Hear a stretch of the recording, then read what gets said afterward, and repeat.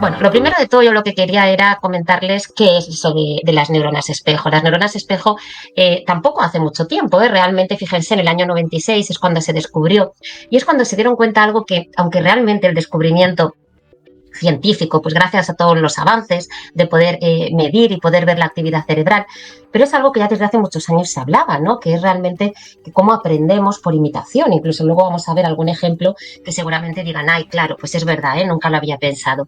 Pero es cierto que hasta el año 96 no es cuando aparece como tal el descubrimiento de la teoría de las neuronas espejo. ¿Qué nos dicen las neuronas espejo? Bueno, pues que realmente los niños aprenden siempre por imitación y que por lo tanto, si lo que hacen es por imitación, va a haber un núcleo que es la familia, llámese familia, cualquier cuidador que esté con el niño, es donde realmente el niño va a aprender más, porque el niño lo que hace es imitar, ¿no? A las personas con los que viven. Y eso es algo que nos enseñó qué importante. Realmente a veces uno no pueda llegar a ser consciente de lo importante que es cómo vamos a influir en el comportamiento incluso de los niños y también en sus emociones, ¿no? En su conducta. Algunas veces pensarán y habrán dicho, ay, ¿cómo se parece a mí? ¿Cómo se parece a ti? ¿No? Bueno, pues esto sabemos que está mucho provocado por lo que se descubrió como las neuronas espejo. Si quieres pasar. ¿Qué es realmente lo de las neuronas espejo? Pues mire, les decía que hay ejemplos muy sencillos que seguramente ahora digan, lo entiendo, ¿no? Este investigador lo que hizo es que se dio cuenta, él haciendo un experimento con monos realmente, era que cuando él hacía una actividad, se activaba en el cerebro de esos monos la misma parte. Por lo tanto, lo que descubría era que aunque la persona no hiciera una actividad, en el que estaba mirando se reproducía. ¿Esto qué nos dio lugar? Pues bueno, como ven ahí, porque a veces sonreímos, ¿no? Vemos a alguien sonreír y simplemente lo que hace es que nosotros nos dé alegría, ¿no? Incluso a veces también sonriamos, luego lo verán, incluso un bostezo. A veces vemos a alguien bostezar y también, ¿no? Lo que hacemos es nosotros bostezar. Y estos son simplemente ejemplos, o por ejemplo ver a alguien comer y decimos, se nos hace la boca agua. Realmente dices, yo no estoy comiendo, ¿no? ¿Por qué deber bostezar al otro yo bostezo? O porque incluso el niño desde muy pequeño, como ven ahí en la imagen, cuando hacemos ciertos gestos, es capaz de imitar, ¿no? A los papás. Pasa si quieres, un poco para que... La neurociencia, fíjense, incluso lo que nos dicen es que ya no solamente es la imitación, un acto motor, algo físico, Vale, pues una persona bosteza, el otro bosteza. Nos llega a decir que esto es todavía mucho más profundo, la importancia es mucho más importante. ¿Por qué? Pues porque nos dice que incluso es capaz de influir en las emociones de las personas, ¿de acuerdo? El simular cómo nos encontramos. Muchas veces... los niños, ¿no? Decimos, bueno, pues cuidado los padres, ¿no? Si siempre están un estado de enfado, una actitud incluso de grito, una actitud no de mal genio, pues al final todo eso está influyendo también en el carácter de los niños. Por supuesto, al contrario, cuando los niños lo que ven es un entorno agradable, un entorno educativo en el cual viven con una paz, ¿no? Con una alegría, con una motivación, esto está influyendo también en lo que va a ser su temperamento. Si quieres, Luz, pasar. Gracias. ¿Cómo aprende un niño? Realmente no, o sea, ¿cómo imita el niño? Fíjense, son algunos datos para que vean la importancia, cómo desde bien pequeñitos uno a veces piensa, es un bebé, ¿no? En mi país decimos, bueno, es un bebé, no se entera de lo que está pasando. Bueno, pues fíjense, la sonrisa. Ya en el primer mes de vida sabemos que existe esa sonrisa social de un niño cuando se le mira, reconoce incluso quién es un cuidador principal, ese papá, esa mamá que se acerca, ¿no? Y le pone una cara alegre al niño, cómo ya el niño va a poder reaccionar. Es el tercer mes, un bebé muy pequeño, incluso empieza ya a mover los labios, ¿no? La lengua, ¿no? Esto que decimos, mírame, yo saco la lengua y el niño me imita. Y ya incluso a los 2 años es capaz de imitar juegos, ¿no? Lo que nos permite ya entender esa parte de que el niño ya tiene una capacidad de, cuando hacemos el juego simbólico, yo me pongo con un teléfono, ¿A quién llamas? ¿Cómo llamas? ¿No? Y a veces eso que también nos puede sorprender, todo es por imitación, ¿no? Entonces fíjense, ya desde el primer mes de vida, algo que puede parecer una etapa, bueno, tan poco simbólica, recuerden que ya es importante, ya se está produciendo la imitación. Pasa si quieres.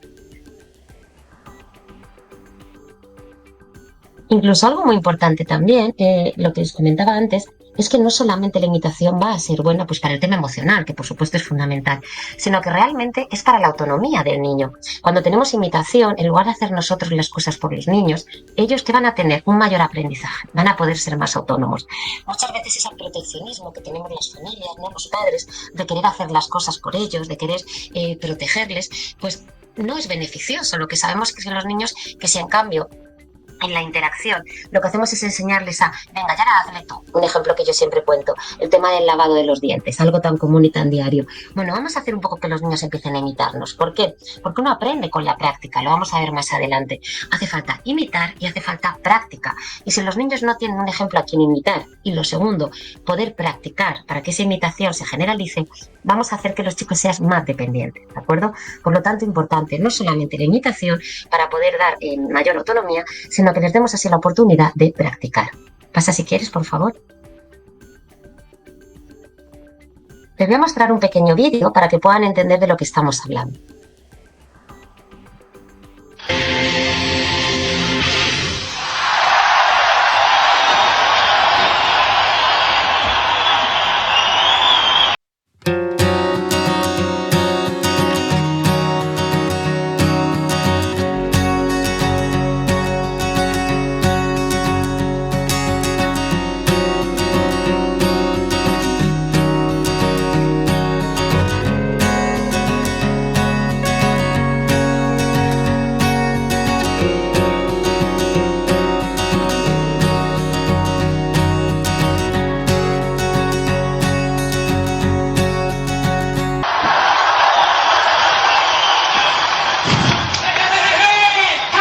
Bueno, realmente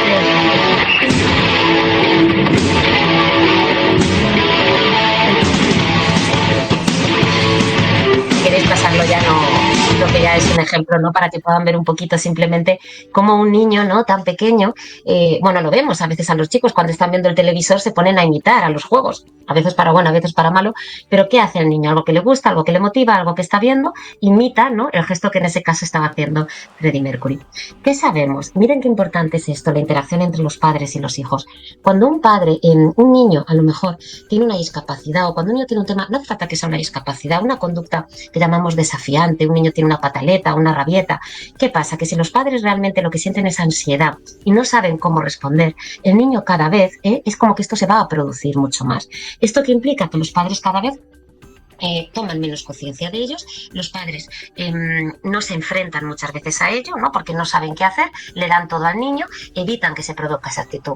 ¿Qué tiene como consecuencia? Que hay menos habilidades sociales en el niño, ¿de acuerdo? Todo lo contrario, si quieres pasar la diapositiva, cuando los padres realmente se enfrentan, por así decirlo, a un niño que aparece una conducta desafiante, cuando saben cómo manejarlo, cuando ellos realmente se sienten con las competencias o el empoderamiento necesario para dar respuesta a su hijo, los niños sienten una mayor autorregulación y por lo tanto vamos a conseguir que esos niños a largo plazo tengan muchas habilidades sociales. Vamos a conseguir, bueno, es como todo, yo siempre pienso que cuando uno algo no lo evita porque no sabe cómo manejarlo, a mí me pasa, siempre pongo como ejemplo el tema de los idiomas. Cuando uno no sabe hablar un idioma y tiene que estar con una persona que habla otro idioma todo el tiempo, al final dices lo evito, ¿no? Porque no sé cómo comunicarme con él, me genera ansiedad. Al final, ¿qué hacemos? Cada vez menos contacto, menos habilidad social comunicativa. En cambio, si tú tienes una habilidad, no, yo sé muy bien hablar el inglés, yo voy a poder estar con él, al final esa interacción va a ser mucho mayor, ¿no? La relación que se produce. Es lo mismo que ocurre con la familia. Cuando los niños vemos que tienen una conducta a la cual ellos no saben dar respuesta, los padres ¿qué hacen? Prefieren evitarla. Por lo tanto, si lo evito, cada vez lo que hace el niño es tiene menos capacidad de regular ese comportamiento. Todo lo contrario. Cuando aparece una conducta desafiante, si los padres sienten competencias para dar respuesta al niño, ese niño cada vez podemos conseguir que tenga mayores habilidades sociales y a la larga todo esto va a influir incluso en las amistades, en el contexto escolar y en la vida en comunidad con otros. Pasa, por favor. Gracias. ¿Qué conseguimos, no? Cuando potenciamos que los padres tengan una relación, una interacción con sus hijos? Lo primero, los padres van a tener un mayor conocimiento del niño. Muchas veces los padres bueno, nos pasa a todos, ¿no? Yo digo siempre, los papás no nacieron con un manual debajo de... los niños no nacen con un manual debajo del brazo. Entonces lo que hacemos a veces es que los padres, cuando interaccionas, ¿no? Tienen un mayor conocimiento. Yo en el centro en el que trabajo siempre les pregunto, lo primero que pregunta un papá es, ¿qué es lo que más le gusta a tu hijo? ¿Qué es lo que le hace sentir bien? ¿Qué es lo que le desagrada? ¿Con quién le gusta estar? ¿Con qué le gusta jugar? ¿Qué le provoca el miedo? Cuando hay una interacción es cuando vas a conocer más al niño. Lo segundo, también los padres van a poder identificar mejor cómo dar oportunidades al niño de aprender. aprendizaje. Es decir, si yo como papá no sé qué es lo que le gusta a mi hijo, si no sé lo que le agrada, al final el niño no va a tener oportunidad para aprender. En cambio, si yo sé, ay, mira, le agrada cuando me ve tender la ropa, entonces voy a darle una oportunidad, ayúdame, coge las pinzas para ayudarme a tender, ayúdame a preparar la cena. Por supuesto, también los papás, cuando son capaces de identificar lo que a su hijo le gusta, van a tener estrategias y van a incorporar en el día a día soluciones para darle un mayor desarrollo al niño. Ejemplo, si el niño está con el papá preparando la cena, ¿qué le vamos a echar? ¿Qué producto hay que echar? Mejorar el vocabulario, aumentar las habilidades motoras, las matemáticas, la secuenciación. Todo al final se convierte en una rutina que acaba siendo un proceso de aprendizaje para los chicos. Ya no es solamente imitación, imito a mi mamá, a mi papá a hacer algo, sino que al mismo tiempo practico y estoy aprendiendo. Otra cosa muy importante es que a veces los padres, al menos en mi país, decimos, no, los niños están en la escuela, ¿no? En la escuela ya es donde les tienen que educar. En la escuela o en los servicios terapéuticos a veces es donde les tienen que enseñar. Bueno, yo creo que es muy importante que la familia entienda que el niño no aprende solamente en un contexto educativo o en un contexto terapéutico. Los niños aprenden durante todo el día y realmente donde pasan muchas horas es en el contexto familiar, por lo cual esto va a ser muy importante. Y una vez más, igual que hemos visto en las diapositivas anteriores, cuando un papá y una mamá siente que tiene oportunidad, ya sea en el juego, ya sea por la calle, ya sea simplemente yendo a hacer la compra, en un supermercado, yendo a elegir los productos que hay que comprar, coge esto, dame aquello, aprenden y se sienten con una mayor competencia para comunicarse y relacionarse con sus hijos. Bueno, ¿qué ocurre cuando realmente los niños por alguna circunstancia decimos que van a requerir, ¿no?, los servicios de apoyo a la primera infancia, ya como les decía, sea en el sistema educativo o sea en los centros de atención temprana? Muchas veces pensábamos que la familia era aparte, ¿no? Incluso, bueno, mejor que los papás no estén delante, mejor que los papás no entren, o incluso hay papás que no pueden o no saben. La ciencia cambió. Hace ya muchos años que estamos diciendo que si el niño aprende por las teorías de las neuronas espejo, además, el niño va a estar aprendiendo durante todo el día. Si un niño por la mañana, quien le está haciendo el cambio de un pañal, quien le está aseando, quien está con él en el momento del baño, en la hora del almuerzo, en la hora de la merienda, en la hora de la cena, en la hora de poner el pijama, ¿no?, en la hora de salir a la plaza, al parque, son los papás, no podemos olvidar siempre lo importante que es la colaboración. Y en el sistema educativo es fundamental que los papás también sepan y tengan parte dentro de este sistema. ¿Qué beneficios va a tener cuando participa la familia? Bueno, fíjense, ya en el año 74, hace ya muchos años, antes de existir la teoría de las neuronas espejo, ya se sabía que si la familia no participaba dentro de lo que era el contexto educativo, dentro de lo que eran los servicios, es muy difícil que a veces se generalicen los resultados. Incluso sabemos que hay mayor fracaso escolar en los chicos en los que hay menos colaboración de la familia. Esas familias que nunca aparecen por la escuela, esas familias que no entran en las reuniones, ¿no?, cuando se les convoca, pues sabemos que muchas veces esos niños acaban con un mayor fracaso. Tenemos que saber también los programas que siempre han sido más eficaces. Y esto les podría poner ahora los últimos estudios que se acaban de publicar a fecha de hoy. Nos dicen que siempre que la familia participa, los programas van a ser más eficaces. Tenemos una mayor eficacia y una mayor probabilidad de que hayan mejoras en el resultado de los niños. Y que además, siempre que la familia también participa en las rutinas con la familia, y eso, lo que lo hacemos son los profesionales tanto del ámbito educativo, dando estrategias que no se hacen a los papás terapeutas, sino simplemente, como decía antes, ¿por qué no? No puede ser el momento del almuerzo un momento también de interacción positiva para aprender conceptos matemáticos, conceptos de lectoescritura, conceptos de expresión, de comprensión, de secuenciación, ¿no? Cualquier momento de la familia va a ser importante para el desarrollo de los niños. Bueno, les pongo esa imagen porque a mí me parece muy importante entender que a veces los servicios educativos, los servicios terapéuticos, somos una base, pero fíjense, esto es como como todos decimos, como una torre alta. En esa torre, por supuesto que todos queremos lo mejor para el niño, pero al final para que el niño se desarrolle, basándonos en la teoría de las neuronas espejo o de cualquier otra teoría del desarrollo, la torre se va a caer. O sea, uno dice, yo quiero que yo quiero que el niño avance. Pero ¿qué ocurre? Yo le digo siempre a los papás, si esas personas que están manteniendo esa torre, que son los papás principalmente, no están fuertes. Al final la torre se derrumba. Pues les pongo siempre el ejemplo, ¿qué ocurre si un niño no tiene la oportunidad de interactuar con un papá? Si un niño lo que ve siempre es una mamá o un papá cansado, ¿no?, que realmente le deja un celular porque no puede más, porque está agotado, ¿no? Los niños al final lo que están viviendo es una falta de interacciones de calidad.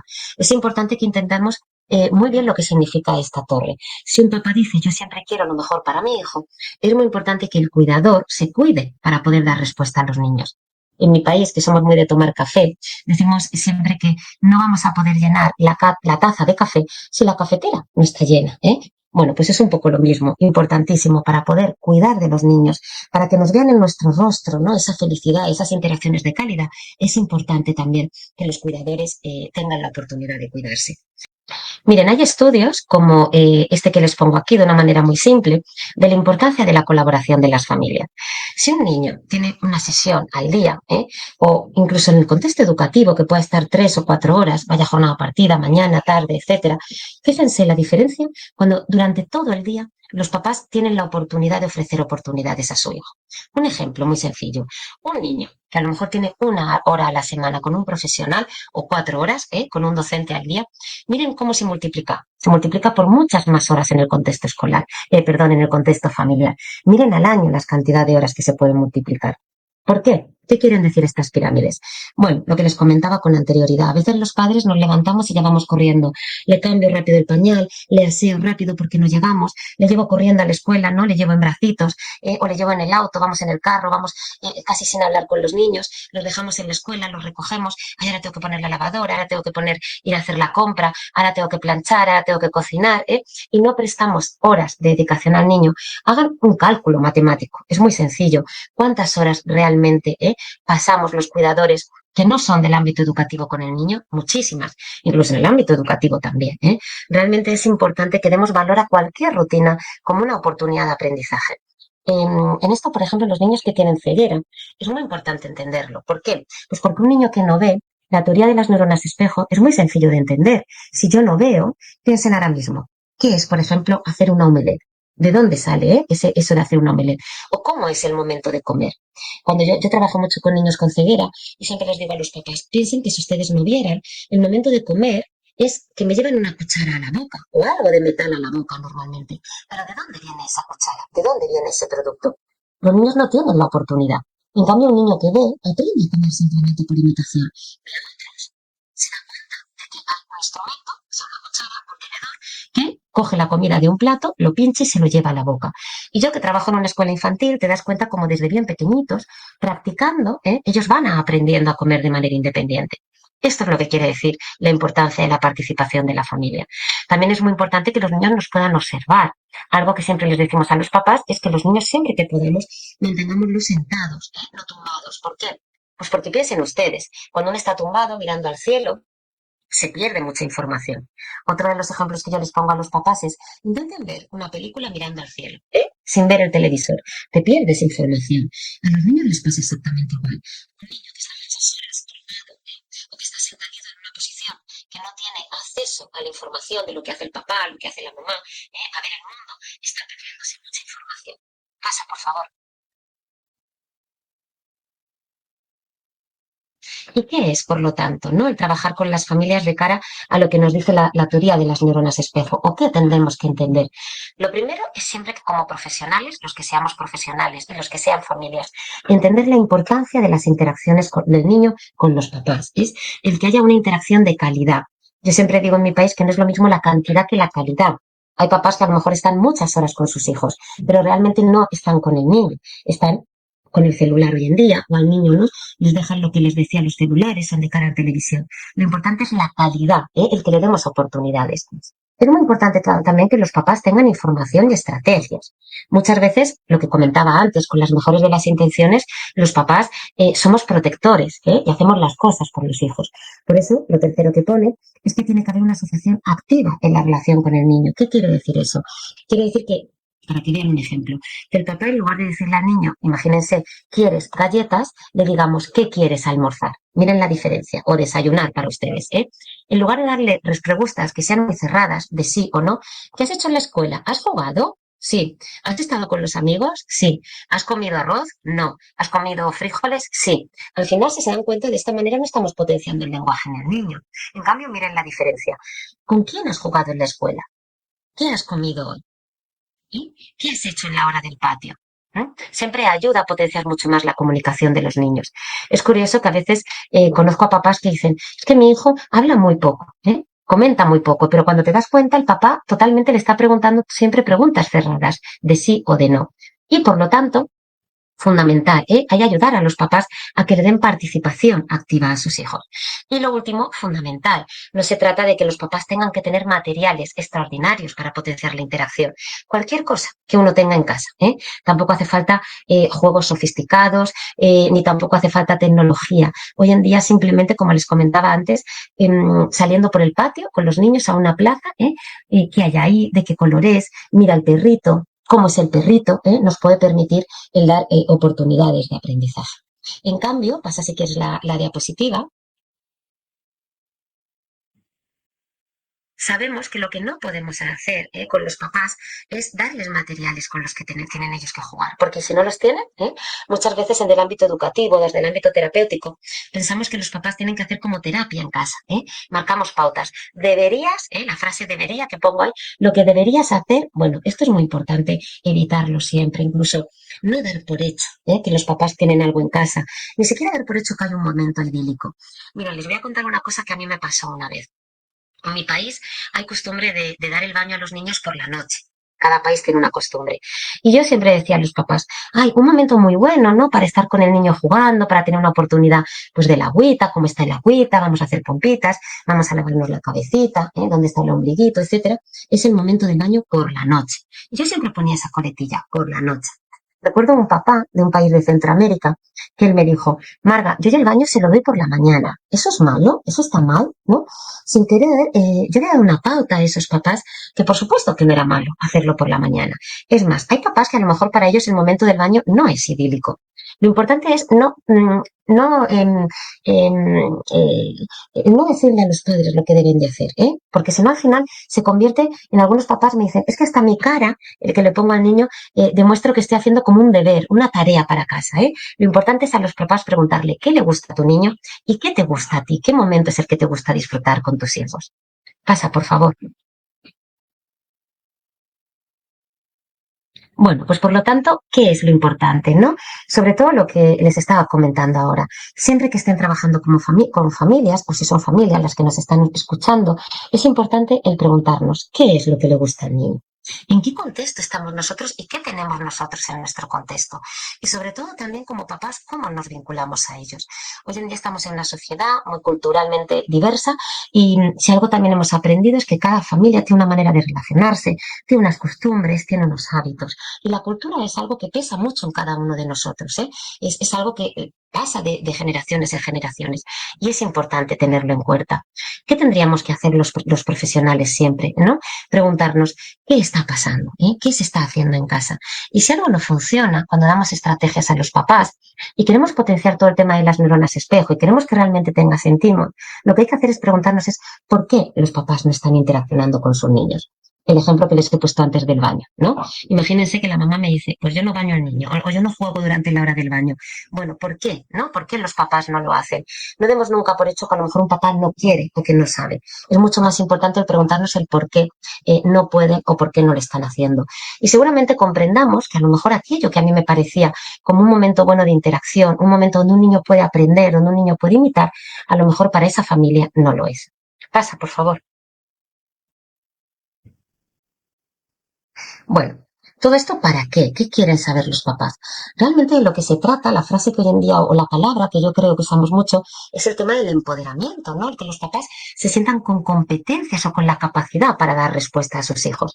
Es muy importante que los papás sepan el por qué, ¿no? El por qué es importante las interacciones. Miren, yo les pongo ahí una frase, además en mayúscula y en negrita, que es más importante las intervenciones, entendido las intervenciones como esa oportunidad de aprender, lo que dice el neurona espejo. Cualquier momento del día, cualquier contexto es un buen momento para aprender. No tanto pensar en hay que llevar al niño a más terapia. ¿Qué quieren saber los papás? ¿Qué estrategias utilizar? El ejemplo que les he puesto antes. Si le digo, mi hijo no habla, ya, pero ¿qué tipo de pregunta le estamos haciendo? ¿Estamos haciendo una pregunta cerrada? ¿Quieres pan? ¿O le estoy preguntando qué quieres para merendar? Los papás quieren saber el cómo. Realmente un padre, claro que siempre, a no ser que sea una situación denunciable, va a querer ayudar a su hijo. Pero los papás necesitan muchas veces el saber el cómo lo tienen que hacer y aprender en el momento en el que ellos, en el momento del día que sea el ideal para ellos. ¿Con quién? Bueno, los papás necesitan poder preguntar. Por ejemplo, en la escuela donde yo trabajo, es una escuela infantil para niños de 0 a 6 años, invitamos siempre a los papás. Cuando yo cuento un cuento, yo lo que quiero es que los papás sepan también estrategias para contar un cuento y cómo darle a sus niños más oportunidades para aprender. Luego lo van a ver también en algún video. Cómo cantar una canción a un niño, ¿no? Para que sea más atractiva. ¿Y dónde? Bueno, pues los papás es en las rutinas, en cualquier momento del día. Pasa, por favor, que me preocupo por el tiempo. Yo les quería hablar un poquito, muy rápido, de la importancia del estrés tóxico, sobre todo porque en la sociedad en la que vivimos, muchas veces los niños están viviendo estrés tóxico. ¿Qué quiere decir eso? El estrés tóxico es cuando todos los niños, por supuesto, viven situaciones, ¿no? En las que se sienten incómodos. Cuando una pequeña llora ante algo que le molesta, ¿no? Algo que le hace sentir mal. ¿Qué ocurre? Que cuando el niño tiene la oportunidad de que el papá y la mamá lo calman, una persona le calma, eso evita el estrés. Eso es lo que llamaríamos una situación normal, ¿no? Donde sería la parte buena. El niño vuelve a la normalidad. Un niño que llora, llega la mamá, le abraza, le consuela, el niño está bien. Pero ¿qué ocurre? Que hay niños que desgraciadamente viven situaciones de estrés tóxico. Son esos niños que, por situaciones de maltrato, de vulnerabilidad, por situaciones también complejas a veces de social, no tienen esa oportunidad de volver a esa situación relajante después de un momento de estrés. Eso es lo que se llamaría las situaciones de estrés tóxico. Y lo único que quería un poco comentar con los docentes, si los hay, que en esa situación tampoco tenemos que rendirnos. Yo tengo la suerte de conocer a mucha gente de otros países. Ahora llegué el domingo del norte de Tucumán, he estado en Argentina, hace poco estuve en Bolivia, ahora voy para Colombia en agosto y tengo desgraciadamente pues contacto con muchas familias que sus hijos están en situaciones de estrés tóxico. A veces los docentes es como que se rinden. Ay, bueno, ¿y qué vamos a hacer con estos niños? Bueno, yo creo que hay que saber que claro que se pueden hacer muchas cosas y algunas de las recomendaciones, pues por ejemplo, Upside Down Organization habla mucho de que en la escuela ayudemos por lo menos a los niños a evitar que ya que tienen esa situación en su contexto familiar, cuando lleguen les dediquemos tiempo a hacer cosas como actividad física. Para poder, la actividad física lo que ayuda es a rebajar esos niveles de estrés, enseñarles a expresar las emociones. Hay muchísimo material para que los niños tengan, que sepan manejar, ¿no? Como esas emociones, sobre todo reglas de comportamiento y sobre todo ser pacientes, ¿no? Los cambios no van a ocurrir de la noche a la mañana, pero sobre todo no desestimemos ese potencial que tiene la escuela también como un momento para poder hacer frente a esas situaciones de estrés tóxico y no rendirnos por pensar que a veces la situación donde vive el niño no la podemos modificar desde nuestro contexto. Pasa si quieres, por favor. Bueno, sobre todo aquí decirles que qué les voy a contar. El estrés tóxico, imagínense en las neuronas espejo, ¿no? En una situación de neuronas espejo donde el niño está viviendo una situación donde a veces es mucho grito, mucho malestar, pues imagínense cómo eso les afecta. Si en cambio yo llego a la escuela y ante un grito, en lugar de tener una respuesta también agresiva o un castigo, lo que recibo es un abrazo, pues imagínense qué diferencia. Son unos vídeos ahora lo que les voy a poner para que entiendan un poco situaciones, ¿no? Donde las neuronas espejo pueden ser muy importantes a nivel emocional.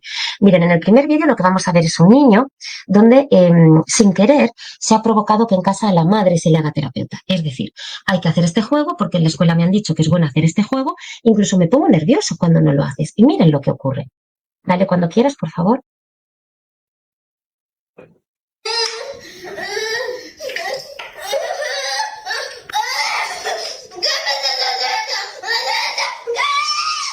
Guarda las figuras.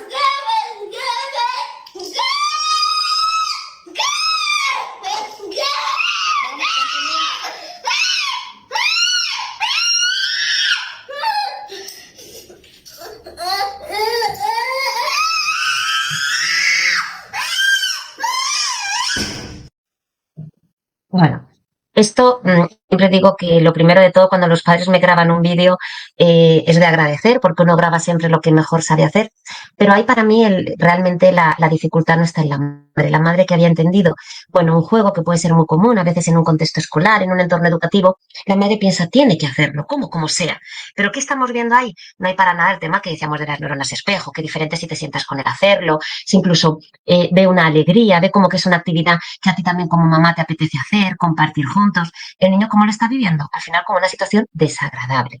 Todo lo que queríamos convertirlo en una actividad bueno, terapéutica de aprendizaje, miren, se ha convertido en todo lo contrario. Vamos a ver otro vídeo.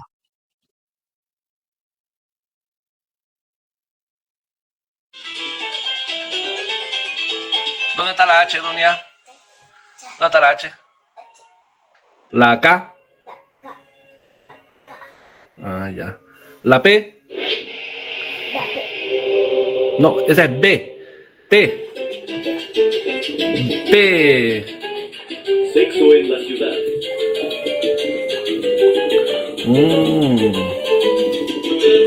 ¿Esa qué letra es? La G.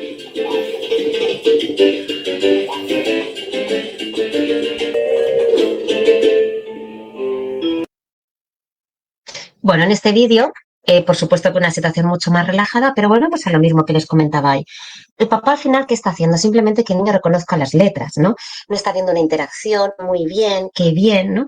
Esta es la parte importante del aprendizaje para las familias. Incluso dame la A, vamos a decir una palabra con la A, ¿no? Entonces yo creo que la parte de la familia, la importancia de las neuronas espejo, de esta teoría, lo que nos hace ver es no solamente para aprender, sino lo que decíamos, las emociones, ¿no? El tema de, bueno, ¿cómo estamos convirtiendo esta actividad de aprendizaje, en algo agradable, en algo que estamos compartiendo, incluso una música de fondo, que a lo mejor tampoco era una música infantil? Bueno, son dos situaciones diferentes, por supuesto, pero en las cuales esa participación de la familia no es de calidad. Vamos a ver otros vídeos.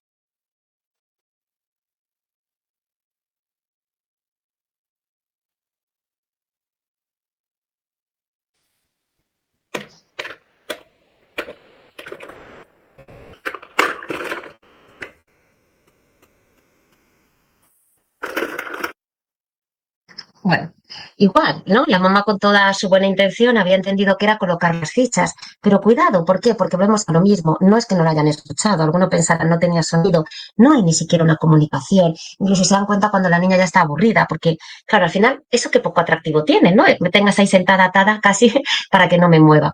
Vamos a ver ahora, en cambio, un vídeo de lo que realmente supone la teoría de las neuronas espejo, lo que es una interacción de calidad.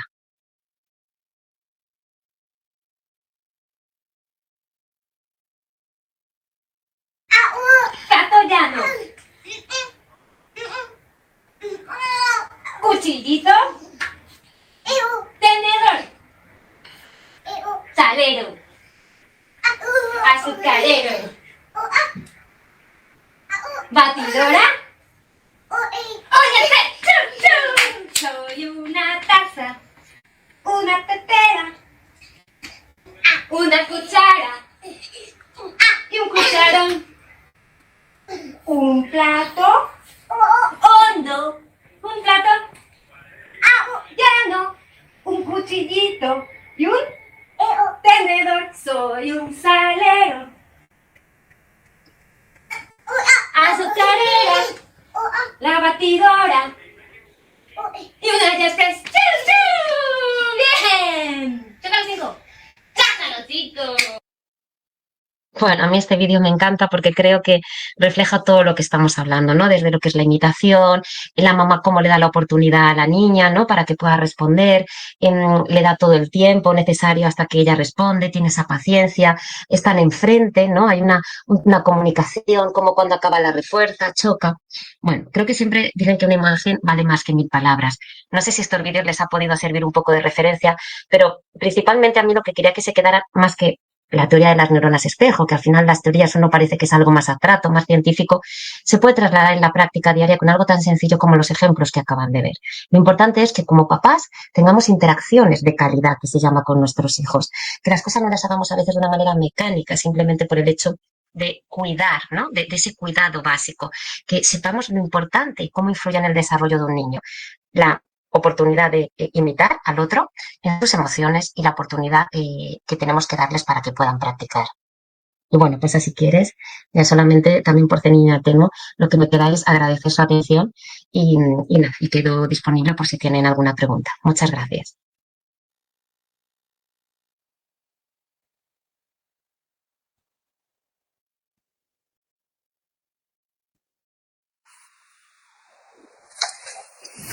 Muchas gracias, Margarita. Muy interesante la información que nos has compartido. Hemos aprendido mucho sobre las neuronas espejo y sobre todo estos videos grafican claramente cómo estas interacciones, cómo estas formas de vincularnos con nuestros niños favorecen o no el desarrollo y bienestar en ellos.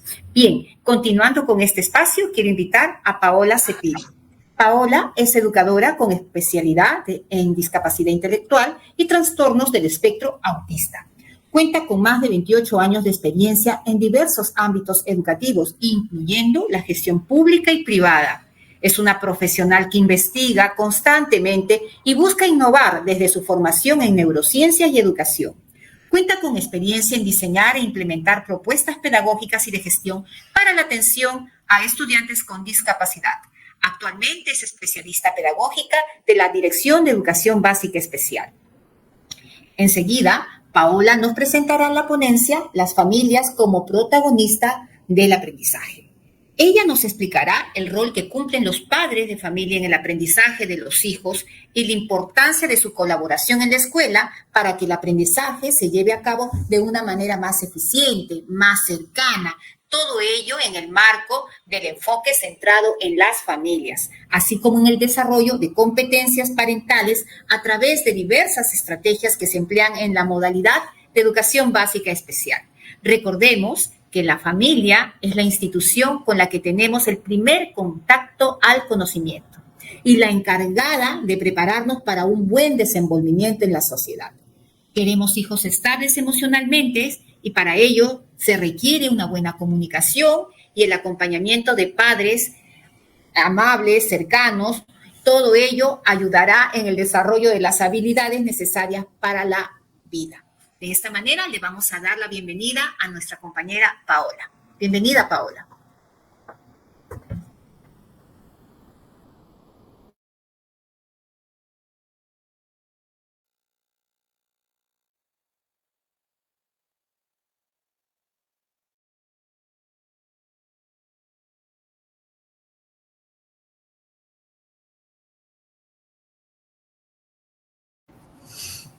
Muy buenas tardes con todas y con todos. Bueno, muchas gracias a Margarita por todos los alcances que nos ha dado en relación al tema que estamos viendo hoy. Y ahora yo les daré algunos alcances más sobre el mismo tema, pero más en relación con los servicios de la EBE, sobre todo de los CEBE y los PLITE. Bueno, vamos a empezar con la primera diapo. Y empezaremos hablando, la siguiente, por favor. Sí.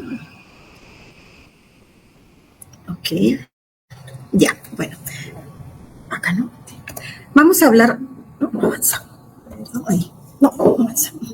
Ok, ahora sí. Bueno, vamos a hablar primero un poco de las neuronas espejo y la relación que tienen con el trastorno del espectro autista, comúnmente llamado TEA. Bueno, ustedes, como ya les habría comentado Margarita, las neuronas espejo nos permiten relacionarnos con los otros mediante la imitación, mediante la empatía, mediante el lenguaje. Estas neuronas facilitan que imitemos gestos, movimientos, algunas expresiones espaciales y que comprendamos incluso el lenguaje corporal de los otros. Como ustedes ya saben, hay información que nos llega mediante el lenguaje oral o verbal y hay otra información, mucha en realidad, que nos llega a partir del lenguaje corporal. Por eso ahora también hay muchas gentes que conocen del lenguaje corporal e incluso pueden recibir información sin que la persona hable, solo con el cuerpo, ¿no? Pero las personas con TEA tienen retos, sobre todo en algunos aspectos como son la reciprocidad socioemocional, es decir, un poco la gestión y el manejo de tanto sus emociones propias como de entenderlas de los demás. También a veces tienen algunos retos en sus conductas comunicativas, sobre todo en las no verbales, ¿no? Y también en las relaciones sociales. A veces les cuesta expresar cómo se sienten, comprender las emociones de los demás o captar algunas convenciones sociales, ¿no? Y no es que lo hagan a propósito porque no lo quieran hacer, sino que se les dificulta a veces entender lo que el otro le quiere decir, pero no lo que le dice verbalmente, sino lo que le dice a veces gestualmente o corporalmente. ¿Por qué, no? Porque hay muchos estudios y cada vez se actualizan más, todavía todas son hipótesis, nada está totalmente cerrado, pero nos hablan de que podría haber alguna deficiencia en la activación de estas neuronas espejo. Y es muy interesante esto que está describiendo la neurociencia. ¿Por qué? Porque nos van a dar muchas herramientas para poder revertir estas barreras, ¿no? Desde la estimulación temprana, desde la plasticidad cerebral, que nos permite, como dicen, disminuir o a veces eliminar estas deficiencias que podrían haberse dado en la misma estructura cerebral. Hay una hipótesis que la da un científico Ramchandran, si no me equivoco, algo así. Bueno, es una hipótesis llamada el espejo roto. Y esta hipótesis del espejo roto relaciona algunas características del trastorno espectro autista con dificultades en el funcionamiento de las neuronas espejo.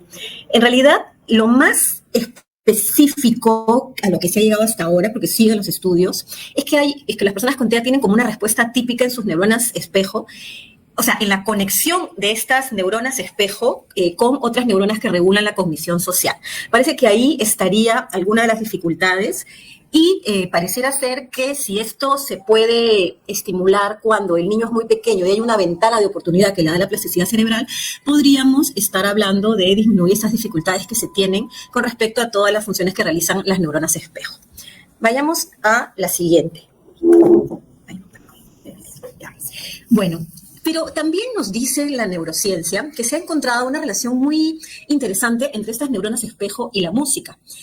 Algunas personas con TEA, como muchos de ustedes deben saber, a veces también con otras condiciones, tienen muchas habilidades en áreas artísticas como la música. ¿Y por qué la música? Nos preguntaremos.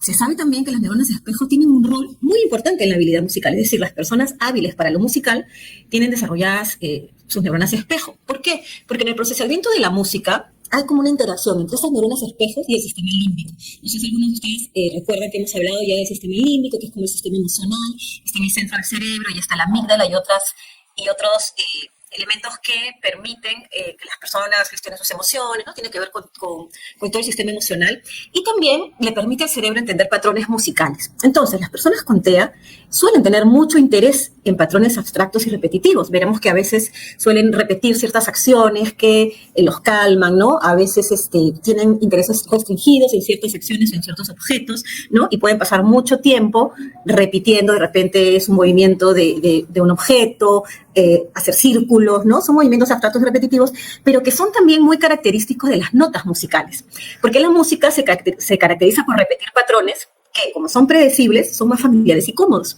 Y ustedes saben que lo que a las personas con TEA les hace sentir más cómodos es esto de saber qué va a pasar y poder repetirlos. Por eso hay que anticiparles el cambio de rutinas, porque eso les genera ansiedad, el no saber qué va a pasar y el que les cambien los patrones a los que están acostumbrados, las rutinas a las que están acostumbrados. Las notas musicales son predecibles, como les digo, y son repetitivas también, ¿no? Por ello se ha descubierto que la musicoterapia es una estrategia que podría ser muy efectiva para beneficiar esta conducta socioemocional que favorece la comunicación, la atención conjunta y la imitación. Porque además también se habla de que podría haber ahí también una dificultad con la teoría de la mente, que tiene que ver que cuando hablamos con otras personas, un poco complementamos la información que nos dan a través de la lectura del rostro, o sea, de sus gestos, ¿no? Los gestos a veces nos dicen mucho más que las palabras, o a veces dicen lo contrario a las palabras, ¿no? Entonces, esta de la teoría de la mente también podría haber por ahí una afectación. Y como les digo, una herramienta, la que los invito a explorar más y a conocer un poco más, pero una herramienta importante en las personas con autismo sería la música, ¿no? Por la que ya les he explicado. En la siguiente veremos, vamos a ver algunas cosas que podrían hacer los adultos, ¿no? O sea, los profesionales docentes, no docentes, y además también las familias, y acá sería bueno que los que me están escuchando y que son profesionales de las escuelas, ¿no? Les cuenten a las familias lo importante que es activar las neuronas espejo, sobre todo en personas que tienen alguna condición de discapacidad o de trastorno del espectro autista, y que favorece la activación de estas neuronas espejo. Primero tenemos que tener empatía y también lograr empatía en nosotros, pero ya la mayor empatía representa una mayor activación de las neuronas espejo. A ver, aquí algunos consejos.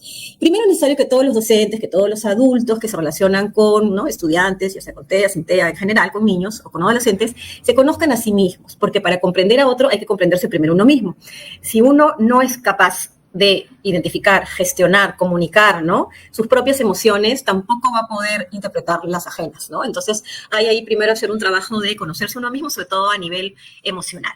Luego la sonrisa. Se sabe que gracias a las neuronas espejo, la sonrisa no solo te hace sentir bien a ti mismo, sino a la persona a la que le sonríes. Entonces no es lo mismo tratar de vincularse con una persona, con una sonrisa en la cara y con una alegría, ¿no?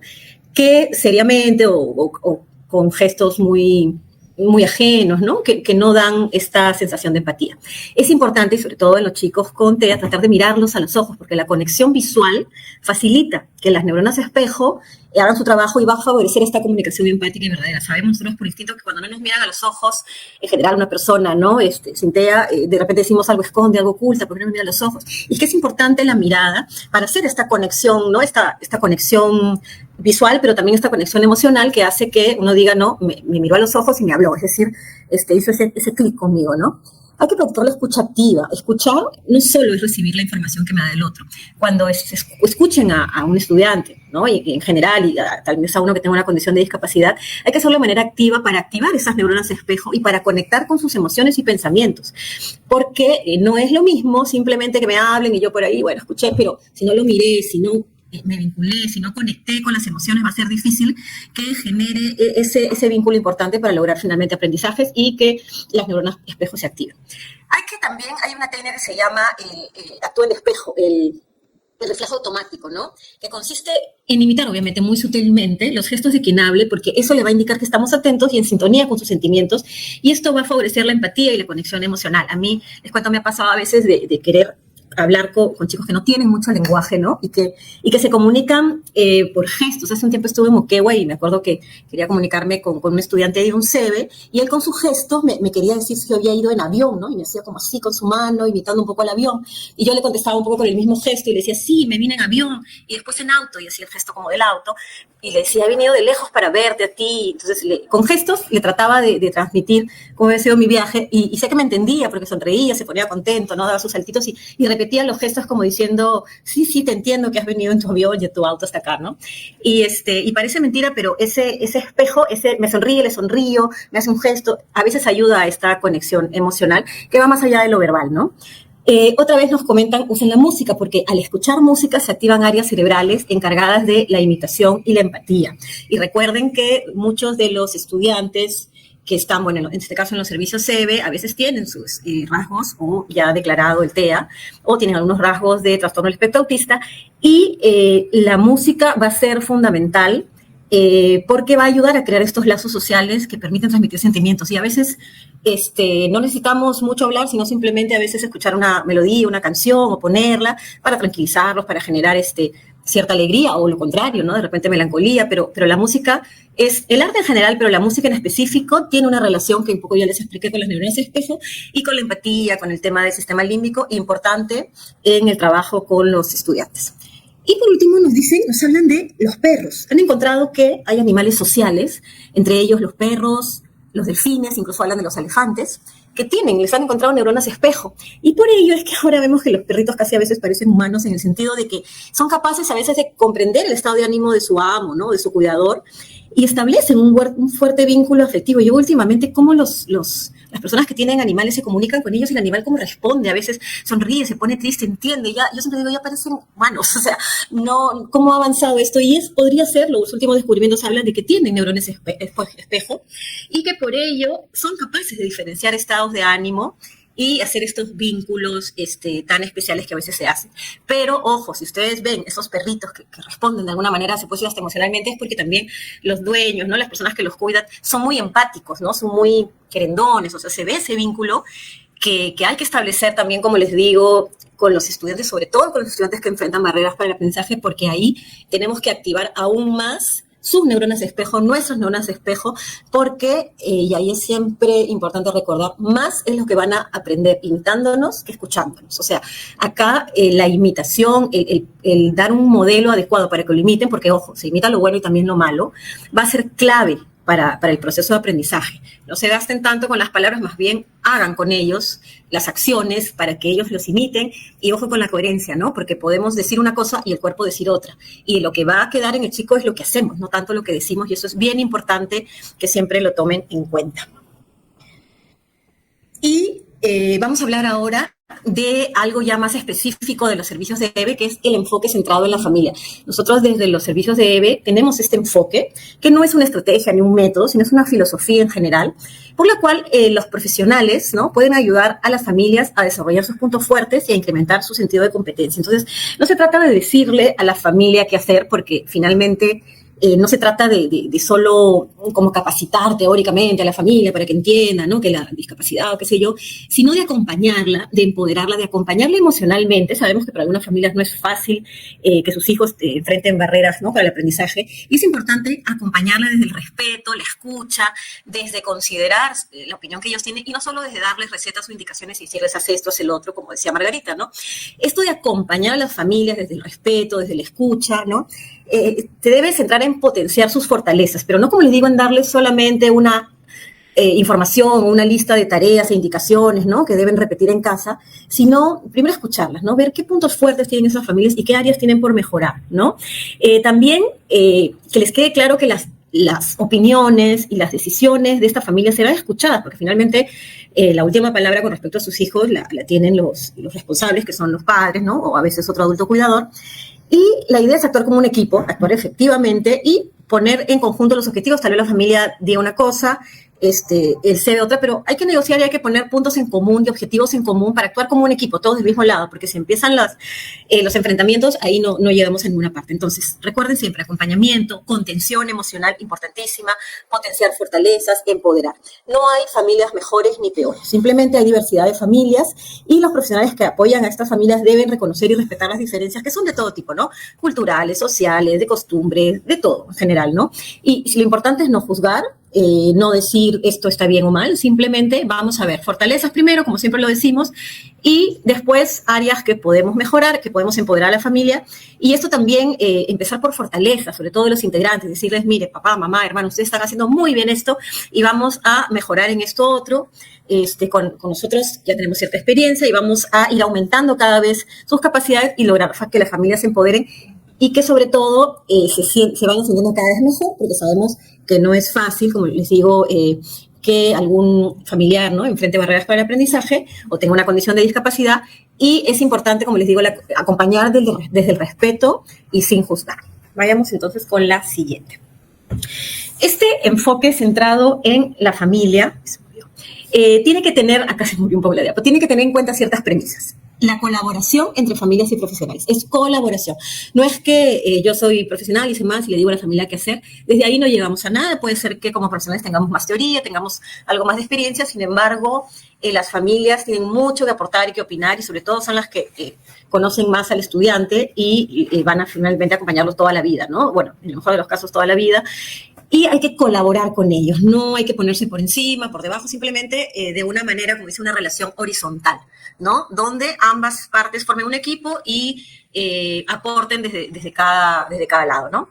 Hay que promover la transformación de los roles, ¿no? Porque no me puedo quedar yo en mi rol siempre de yo sé y te digo qué hacer, como les digo, o no se puede quedar eternamente también la familia en el rol de un pasivo, ¿no? Hay que poder transformar roles y hay que ver a la familia como este sistema de apoyo. Ambos son apoyos, ¿no? El estudiante tiene un apoyo desde casa, desde su familia, hay un apoyo en el CEBE o en el PRITE desde los profesionales que trabajan ahí, y como les digo, con esta mirada de enfoque centrado en la familia. Y para que entiendan un poco más el enfoque, les voy a contar un poco lo que sí es el enfoque centrado en la familia y lo que no es el enfoque centrado en la familia. Por ejemplo, ¿no?, colocar a la familia en el centro de todo, incluida la persona con discapacidad, sí es enfoque centrado en familia, pero no cuando ponemos solo a la persona con discapacidad en el centro y no toda la familia. Entonces, imaginemos pues un círculo, imaginemos que el estudiante y toda su familia incluida están en el centro de todo, ¿no? De todo las experiencias de aprendizaje, de todo lo que se va a dar en la institución educativa. Hay que reconocer la importancia del contexto familiar en la vida de las personas. Esto es enfoque centrado en familia. Si no reconocemos esta importancia del contexto familiar, no va a funcionar. ¿Por qué? Porque todos sabemos, ¿no?, que lo que se enseña en el servicio, si en la familia no se sigue con este aprendizaje, no se repite, no es coherente, ¿no?, la casa con la institución educativa, pues el aprendizaje se extingue fácilmente. Entonces, el contexto familiar va a ser muy importante, y para que una familia nos apoye, tiene que creer en la tarea que hace el servicio educativo. Por lo tanto, es muy importante estar en sintonía, estar, como dicen, en el mismo equipo. Un enfoque centrado en familia recibe y presta apoyo a todos los miembros de la familia. Hay que considerar que toda la familia está implicada, padres, madres, a veces abuelos, a veces tíos, primos, hasta vecinos, hermanos, hasta las mascotas son importantes, porque si es un grupo que brinda apoyo, está cercano al estudiante, entonces todos los que tengan estos lazos emocionales con el estudiante serán importantes, y a todos hay que prestarles apoyo y hay que considerarlos. A veces cuando nosotros recomendamos que hagan círculos de familias para que las familias entre sí hagan un intercambio de experiencias, ¿no? Porque nadie entiende a otra persona como aquella que pasa por la misma situación. Entonces ahí hablamos que pueden hacer círculos de abuelos, círculos de hermanos, círculos de los mismos padres, ¿no? Porque la idea es que todos puedan intervenir, todos puedan opinar, todos puedan a veces hasta hacer catarsis, ¿no? Y que sean escuchados y que sean también tomados en cuenta. Hay que centrarse en los recursos, las capacidades y las fortalezas de la familia. No hay que centrarnos en los problemas, en las necesidades, en las dificultades, porque es lo mismo que cuando hablamos de centrarnos en fortalezas y no en deficiencias, ¿no? No es que no existan los problemas, pero nosotros nos centramos primero en lo bueno, lo que sí hay, los recursos, y potenciamos eso. Y luego lo otro lo vemos como áreas de mejora. Pero no empezamos por decirle, ay, su familia tiene este problema y este problema. No, por ahí no llegamos a ninguna parte. Primero identificamos recursos, capacidades y fortalezas, y de ahí potenciamos los apoyos que se pueden dar. Hay que, como ya le dije, establecer una relación de colaboración entre las familias y el servicio educativo, basado en el respeto y la confianza. Y también hay que escuchar y considerar sus inquietudes, sus preocupaciones, sus planteamientos. Así sea, como les digo, por hacer catarsis, por desahogarse, ¿no? A veces las familias no necesitan que las escuchen, no necesitan decirles está bien, está mal, así, simplemente que las escuchen, ¿no? Porque establecer una relación desigual y solo valorar la opinión de los profesionales como que son expertos, ¿no? No está bien. Así las familias no tengan una expertise, no tengan la carrera, la profesión, tienen un instinto y tienen un amor y tienen un conocimiento del estudiante que de todas maneras va a ayudar, ¿no? Así como también ayudan mucho las actitudes y aptitudes que tengan los profesionales, también la familia aporta mucho. Hay que promover que la familia tenga siempre y aumente su red natural de apoyo. ¿Y qué es eso? Que la mamá de repente ya está saturada, está cansada, tiene su red de apoyo, tiene una amiga, una vecina de repente que la va a ayudar, o la abuela, o una tía, pero que hay una red de apoyo humano y también otro tipo de apoyos, pero que hay ahí alguien que puede ayudar, que puede colaborar, porque es de por sí, creo que la maternidad, la paternidad, ¿no? Y estos roles son complicados, y más a veces si hay una discapacidad. Entonces es importante tomar en cuenta cuál es la red de apoyo, natural de apoyos que tiene esa familia. ¿Quién está cerca para ayudar, para correr en caso de emergencia, para reemplazar, para estar ahí, para escuchar? Y que actúe de manera eficaz en el entorno, ¿no? Si un día no lo pudo recoger la mamá por A o B, hay alguien que puede ir, alguien que puede estar. O sea, es importante tener una red natural de apoyo grande, ¿no? Lo ideal es que sea grande y que haya muchas personas dispuestas a ayudar en caso de necesidad. También hay que facilitar apoyos a las familias para que puedan elegir y también tomar decisiones de forma autónoma e informada. No todo va a ser decisión del profesional. La familia también pueda aportar, y si es válido para el niño y funcione, adelante. Porque ellos tienen, como les digo, un conocimiento que les da, ¿no? Las mamás, los papás, estar con el niño desde que nació. Hay que estimular la colaboración de los profesionales y familias en estos procesos de planificación, diseño y evaluación de las estrategias y apoyos.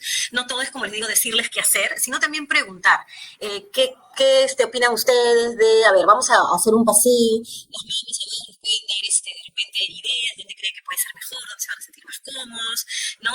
Preguntarles incluso cuando planificamos ciertas actividades de aprendizaje, qué les parece. Para eso existen espacios, ¿no? Y hacerles sentir eso de las familias, que su opinión cuenta, que sus aportes son escuchados, que son considerados. ¿Ya? Y por último, hay que planificar los apoyos atendiendo a las prioridades de las familias.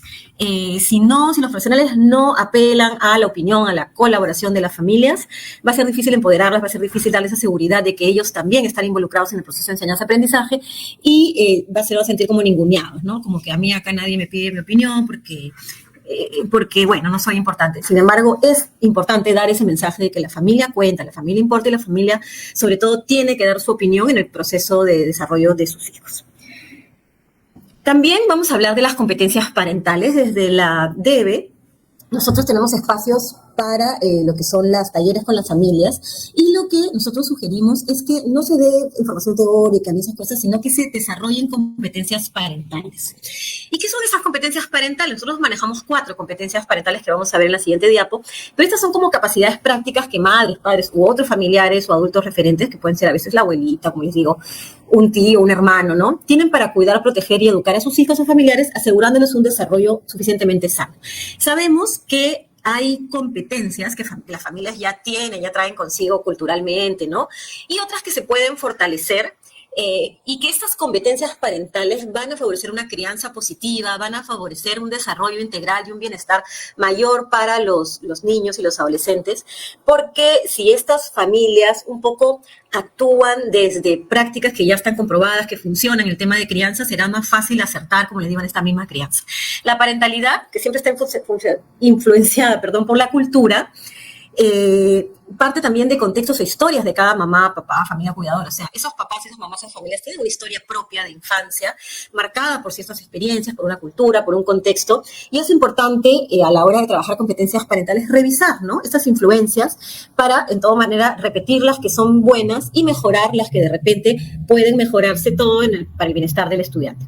Las competencias parentales, como les digo, pueden modificarse o mejorarse, ¿no?, dando apoyos, sobre todo a familias que están pasando por una situación, una condición de discapacidad, necesitan más apoyos para conocer, ¿no?, para desarrollar nuevas capacidades que les permitan, ¿no?, tener mejores comportamientos parentales más positivos para garantizar el bienestar y el desarrollo. Hay veces que yo escucho a veces en las redes, mamis de estudiantes, a veces te dicen qué difícil es, a veces no lo entiendo, cuando llegan a la adolescencia, que hay muchos cambios, que hay muchas como miedos, ¿no?, a veces de los padres, y qué importante es tener una contención en caso de profesionales o familias que pasan por las mismas situaciones y que te puedan decir, tranquila, yo ya pasé por esto, no es tan malo, te doy ciertas sugerencias, te doy ciertos consejos para que lo transites de mejor manera sin tanta ansiedad. Y veamos cuáles son entonces estas competencias que, como les digo, nosotros trabajamos con 4, que son las vinculares, las reflexivas, las protectoras y las formativas. Estas competencias, y cada una tiene una serie de como indicadores, ¿no? Por ejemplo, las vinculares, este vínculo del que hablamos, esta empatía, esta comunicación, esta conexión que tiene que haber entre familiares y los niños o los adolescentes, ¿no? Esto emocional sobre todo, ¿no?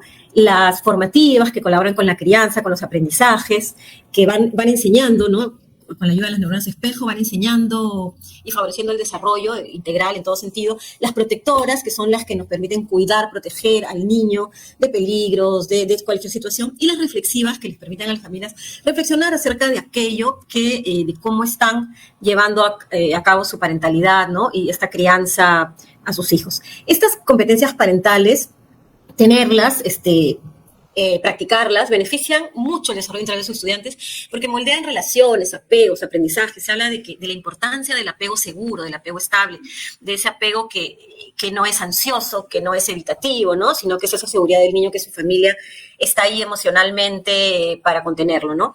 Estas competencias parentales ayudan a satisfacer ciertas necesidades de desarrollo de aprendizaje, sobre todo ahora esta crianza respetuosa de la que se habla, ¿no? Antiguamente era un poco más dura, el niño se calla, ¿no?, delante de los adultos, o era sacar la chancleta, la correa, no sé, porque ya no se usa eso, pero antiguamente tal vez era más normalizado. Y ahora no, ahora se habla de una crianza más respetuosa, que es, yo creo, más trabajosa, porque exige mayor demanda, tanto emocional, de paciencia, de todo, pero que es la mejor opción para los estudiantes, y sobre todo en el caso de discapacidad hay que trabajar más todavía la paciencia, la crianza respetuosa y positiva.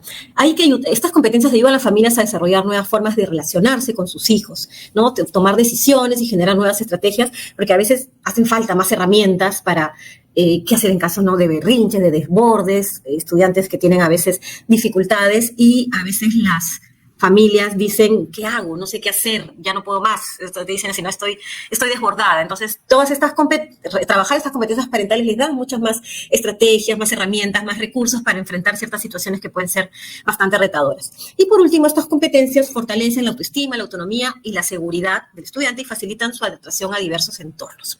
Entonces, no olviden que en el caso de los talleres para las familias, ya sea de manera grupal o cuando hable con cada familia de manera individual, no se olviden trabajar siempre este tema de las competencias parentales. Ya vamos a ver que para ello tenemos material ya impreso, guías que se han hecho desde PRITE y SEBE, sobre todo, donde está sumamente explicado paso por paso cómo desarrollar estas competencias, ¿no?, y cada aspecto, cada indicador de estas competencias. Y esto es lo que se debe trabajar durante el trabajo con las familias, que es sumamente importante. Aquí está, como les digo, las competencias, sus componentes, su descripción. La competencia vincular, que promueve un estilo de apego seguro y un adecuado desarrollo socioemocional. El apego seguro, sobre todo en la primera infancia, es sumamente importante. Ese vínculo que se da desde que el niño nace, desde que jale por el canal de parto y lo ponen al lado de su madre, se abrazan, se miran, se conectan, ese primer approach que le dicen, esa primera aproximación y luego ese apego seguro, en ocasiones puede verse un poco afectado por la noticia de una discapacidad o un riesgo de adquirirla, y a veces las mamás, que ya de por sí hay unos cambios hormonales importantes, pueden tener una cierta, como decirles, miedo, ¿no? Inseguridad ante un diagnóstico a veces muy amenazante, y este apego seguro puede dificultar. Entonces es importante que desde los servicios de la EBE, sobre todo desde los PRITE, trabajen este vínculo, esto que le va a dar seguridad al niño desde que es muy pequeño, de que hay una seguridad emocional, física, ¿no? Alguien que lo contiene. A veces son niños con llantos muy seguidos, ¿no? O actitudes un poco difíciles. Entonces, es importante apoyar a las familias para que se vinculen de la manera más sana y adecuada posible con los estudiantes. La competencia formativa, que es favorecer el desarrollo y el aprendizaje de la socialización. Y como decía Margarita, no es que querramos que los padres se conviertan en educadores, porque no lo son, es simplemente que sean un modelo para imitar de la manera más adecuada. O sea, si el padre, de pronto vemos esas incoherencias como que cállate la boca, y el padre da un grito y no, o sea, le dice al niño que no sea violento, pero sin embargo grita, se desespera y se descontrola, y después se asombra a veces cuando el niño tiene un desborde emocional. Y es que el niño lo está imitando, ¿no? Como les digo, no son tanto las palabras que dice, sino los actos, los hechos. Entonces, favorecer el desarrollo, el aprendizaje y la socialización tiene que ver mucho con las neuronas espejo y los modelos que les ponemos a los niños y que nos van a imitar sí o sí. La protectora, que es cuidar, proteger adecuadamente, resguardar necesidades, si se enferma, resguardar lo emocional, porque no solo hay violencia a veces física, sino también emocional, garantizar derechos, incluir, favorecer integridad física, emocional, sexual, todo lo que sea proteger al niño y a sus derechos. Y la reflexiva, pensar en estas influencias, trayectorias de la parentalidad, monitorear las prácticas parentales, evaluar cómo se está haciendo, y todo esto, como les digo, hay guías que tienen el paso a paso de cómo los profesionales, tanto de los CEBE como de los PRITE, pueden llevar a cabo durante los espacios de talleres para familias grupales y también individuales, y favorecer estas competencias en las familias. Bueno, les hablaba que tenemos material de apoyo para la práctica pedagógica. Desde la DEBE hay una guía que se llama Organizar el trabajo con las familias en el CEBE, que es una guía de orientaciones que salió en el 2023 y que les da un paso a paso muy detallado, tanto de lo que es el enfoque centrado en la familia, lo que son las competencias parentales que ya les comenté, y lo que son todas las estrategias para el trabajo con las familias. Desde los PRITE tenemos la guía para el trabajo con las familias de las niñas y los niños de PRITE, que también les dan muchas pautas, sobre todo la importancia que tiene la familia en la atención del PRITE, donde las familias están presentes en cada sesión de aprendizaje y pasan muchísimo tiempo con este bebé, ¿no? Con este pequeño, como ya lo explicó Margarita. Es importantísimo que lean esta guía y sigan muchas orientaciones y pautas que les dan para el trabajo con las familias. Aquí les dejamos la dirección. Esto está en el repositorio del Minedu. Simplemente ustedes ponen familias CEBE o familias PRITE y les va a aparecer en el repositorio, y les invoco a que lean y realicen este trabajo que se propone aquí. Y bueno, eso sería todo desde mi parte. Más bien, muchas gracias por la escucha y le doy paso a Bea. Gracias.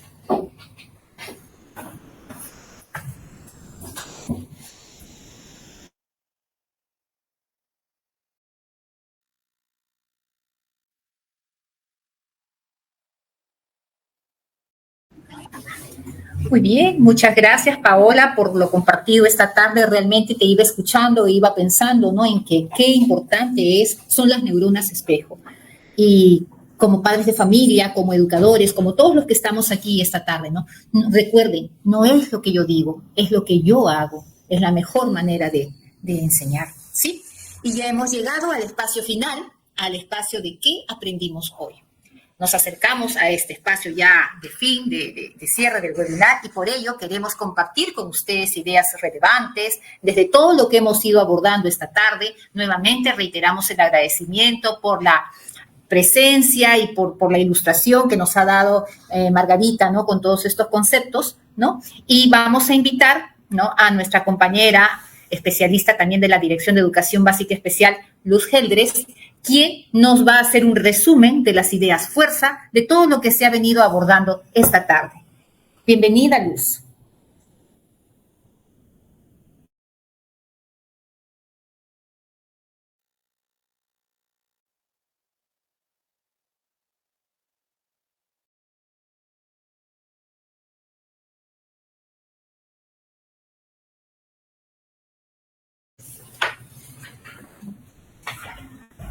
Bien, buenas tardes a la audiencia. Muchas gracias, Beatriz, por el pase. Y pues, como dijo Beatriz, vamos a hacer unas ideas fuerza que nos permitan consolidar todo aquello que hemos aprendido el día de hoy, partiendo de dos conceptos fundamentales. Por un lado, las neuronas espejo y por otro lado, el rol de la familia como coprotagonista en el aprendizaje de sus hijos.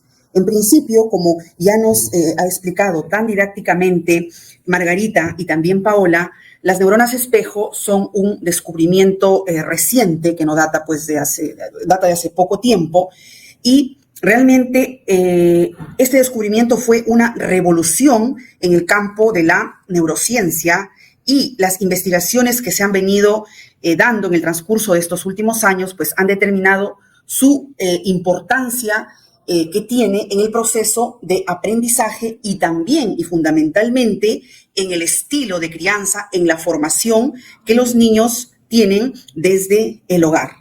Por un lado, en el aprendizaje, ¿por qué? Porque hay una teoría que es el aprendizaje por imitación y observación, y es el punto de partida, porque nosotros tenemos los sistemas sensoriales, y un sistema sensorial importante es, por ejemplo, el sistema visual. Entonces nosotros observamos qué es lo que la persona que puede estar al frente nuestra hace, y por otro lado lo que se descubrió con las neuronas espejo es que muchas veces estas neuronas espejo en realidad se activan no solamente cuando nosotros como personas hacemos un movimiento, sino también cuando observamos a otra persona hacer. Y eso es lo que tiene que ver con el proceso de aprendizaje. Por lo tanto, somos maestros en la escuela y los padres lo son en el hogar.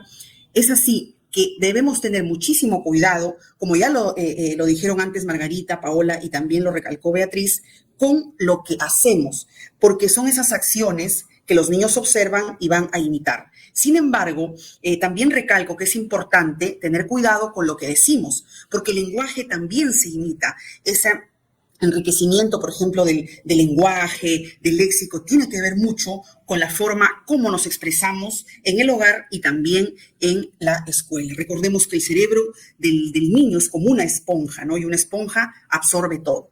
Por otro lado, el otro concepto es la familia como coprotagonista en el proceso de aprendizaje. Y lo mismo que pasa en la escuela, también pasa en el hogar, que los niños aprenden imitando lo que los padres hacen. Y acá también juega un rol muy importante las neuronas espejo cuando tienen el nombre de neuronas de la empatía, porque la empatía es un valor por excelencia que nos permite comprendernos los unos a los otros, ponernos en el lugar del otro. Y ese es un valor que nos humaniza, o sea, nos hace vivir pues, en un mundo más saludable, más sano, más democrático. Y eso es lo que debemos buscar como parte, ¿no?, de vivir en un mundo inclusivo, neurodiverso. Y además, estos aprendizajes van a permitir consolidar, fortalecer la autonomía, ¿no?, que tanto nosotros queremos pues, en nuestros hijos y también los maestros en los estudiantes.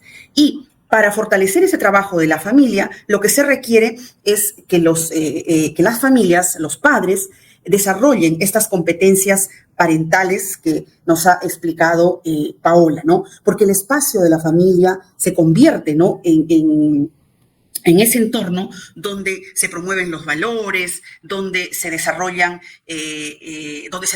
hábitos, y esto tiene que ver mucho con las competencias parentales. La familia es una unidad de apoyo social que cumple definitivamente un rol determinante en el aprendizaje.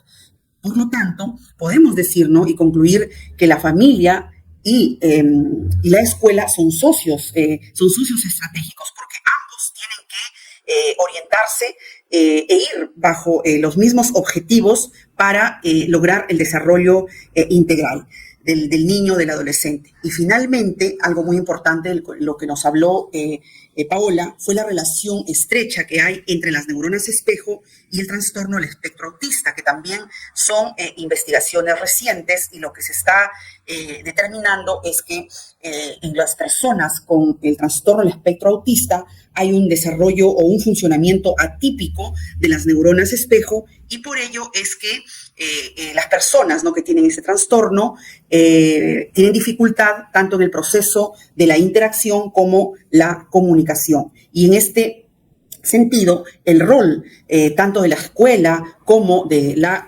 familia está en buscar los apoyos y, por el otro lado, brindar los recursos para hacer frente, ¿no?, a estas barreras que dificultan, por ejemplo, específicamente el aprendizaje, la adaptación de los estudiantes o de las personas con el trastorno del espectro autista. Entonces, estos son pues los conceptos importantes de los que hemos aprendido hoy, ¿no? Las neuronas espejo y el rol de la familia en el aprendizaje de los hijos. Muchas gracias.